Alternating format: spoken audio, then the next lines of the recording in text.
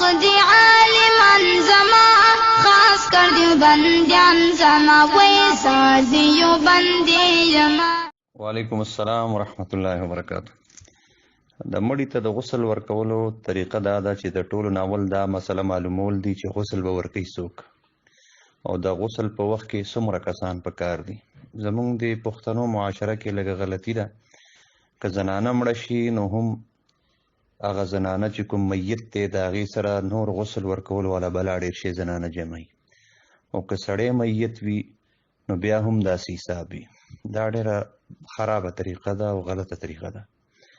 اول خو چې د مړي کوم قریبي رشته دار دي، مطلب چې کوم میراث کې حقداران دي د هغې حق دی د غسل ورکول.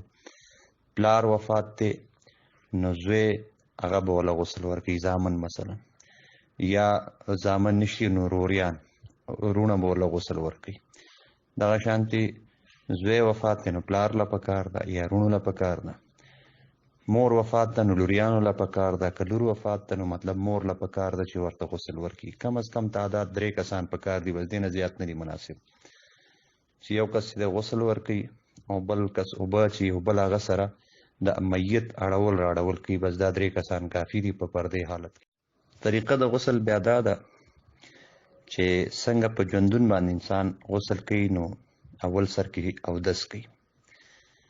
نو اودس ته مخکې دا عرف کې یو دا مشهوره ده چې یاره ځان سره به 3 لوټي ویوسي میت ته چې غسل ورکوي نو اول به وله استنجا وکړي. نو استنجا خو هله کېږي چې کله تش اودس ماتې یا غټ اودس ماتې چا کړي، بس د هغې لوټو ضرورت نشته، همداسې استنجا ورله پردې د لاندې وکړي.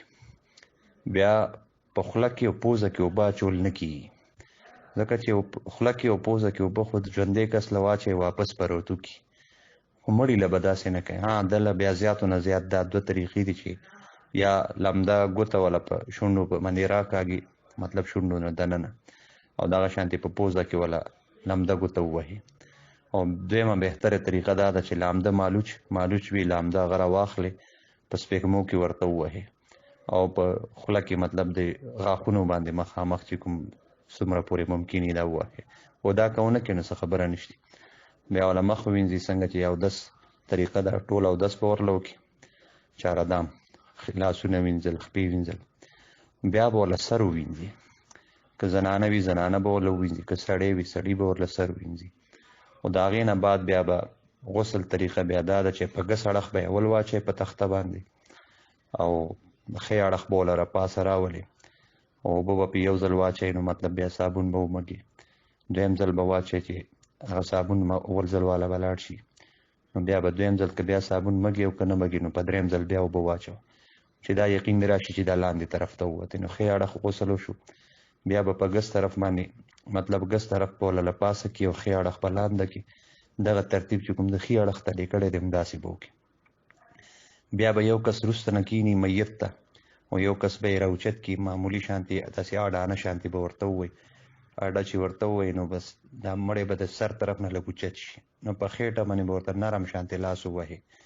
نو که بیا ترې نه څه ګندګي را ووتله نو بس صرف هماغه استنجا به وکړي چې کوم ځای نه ګند راوتی دی، مطلب نو صرف استنجا به وکړي، ورله دوباره د غسل کولو ضرورت نشته دی. او بیا چې په کپړه باندې مطلب تولیه وغیره باندې د میت هغه لاش چې دی هغه وچ کړي او کفن باندې مخکې نه ورته برابر کړي، بس فوراً به پې هغه ور واچوي او کفن به ورته اول کمیس او بیا دغه چې د کفن اول یو لفافه، بیا دویمه ګس طرف نه اول او دویم طرف ښي طرف نه وروستي. دا طریقه ده.